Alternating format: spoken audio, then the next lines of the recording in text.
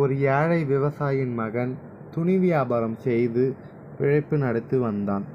ஒரு நாள் அவனுக்கு மிகுந்த பசி எடுத்தது. என்ன செய்வது என்று அவனுக்கு ஒன்றும் புரியவில்லை. சரி, நம்ம இங்கே ஒரு வீட்டில் போயிட்டு ஏதாவது சாப்பிட இருக்குதான்னு கேட்போன்னு சொல்லிட்டு கதவை தட்டினான். கதவு தட்டியவுடன் அந்த வீட்டிலிருந்து ஒரு அழகான பெண் வந்தாள். என்னப்பா, என்ன வேணும் உனக்கு என்று கேட்டாள். அதற்கு அந்த அழகான பெண்ணை பார்த்தவுடன் அவனுக்கு எதுவும் கேட்க மனம் விரும்பவில்லை. லைட்டாக சிரித்தபடியே எனக்கு கொஞ்சம் தண்ணீர் வேண்டும் என்று கேட்டான். அதற்கு அந்த பெண் அவன் பசியோடு இருக்கிறான் என்பதை உணர்ந்தாள். உள்ளே சென்று அவனுக்கு ஏதாவது கொடுக்கலாம் என்று அவங்க வீட்டில் உள்ள ஒரு டம்ளர் பால் இவனுக்கு கொடுத்து விடலாம் என்று ஒரு டம்ளர் நிறைய பால் ஊற்றி எடுத்து வந்து அவனிடம் கொடுத்தாள். அவன் பாலை குடித்தான். பசி கொஞ்சம் அடங்கியது.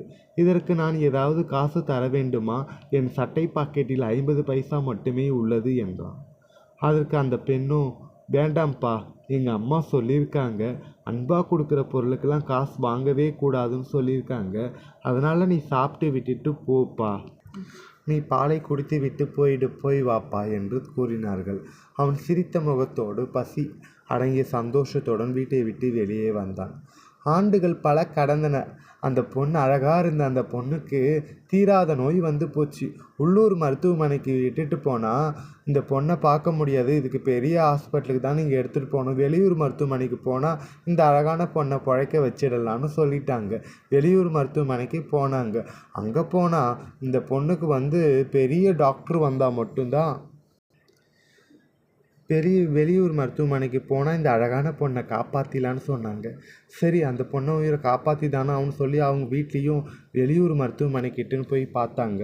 பார்த்ததுக்கு இந்த பெண்ணுக்கு வெளிநாட்டிலேருந்து ஒரு ஸ்பெஷலிஸ்ட் டாக்டர் வந்தால் மட்டும்தான் இந்த பொண்ணு உயிரை காப்பாற்ற முடியும், இதற்கான ஆப்ரேஷன் பண்ணுறது எல்லாமே அந்த டாக்டருக்கு தான் தெரியும்னு சொல்லிட்டாங்க. அதற்காக சரி என்று சொல்லி அந்த வெளிநாட்டு மருத்துவரையும் வர வைக்கப்பட்டார். மருத்துவர் வந்தார். அந்த பொண்ணின் நோயின் தாக்கத்தை அறிந்தார். அந்த பெண்ணுடைய ரிப்போர்ட் எல்லாத்தையும் எடுத்து பார்த்தார். எடுத்து பார்த்தவுடன் இந்த நோயா, இதற்கான ஆப்ரேஷனா, நோயின் தாக்கம் அதிகமாக இருக்கிறது, நாளைக்கே இந்த ஆப்ரேஷனை செய்து விடலாம் என்று கூறினார். ஆப்ரேஷன் தியேட்டருக்கு அழகான பெண் அனுப்பி வைக்கப்பட்டார். பல சக்ஸஸான முறையில் டாக்டரின் திறமையான முறையில் அந்த பெண்ணின் உயிர் காப்பாற்றப்பட்டது. அந்த டாக்டர் அந்த பொண்ணோட உயிரை காப்பாற்றிட்டாரு.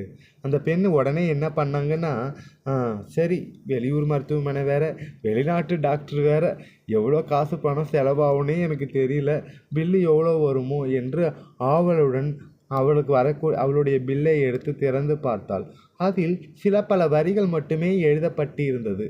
உங்களின் ஒரு டம்ளரின் பாலுக்கு இன்று எனது மருத்துவம் முழுவதுமே இலவசம் என்று எழுதப்பட்டது. தெரிஞ்சோ தெரியாமலோ சிறு உதவி அவள் உயிரையும் காத்தது.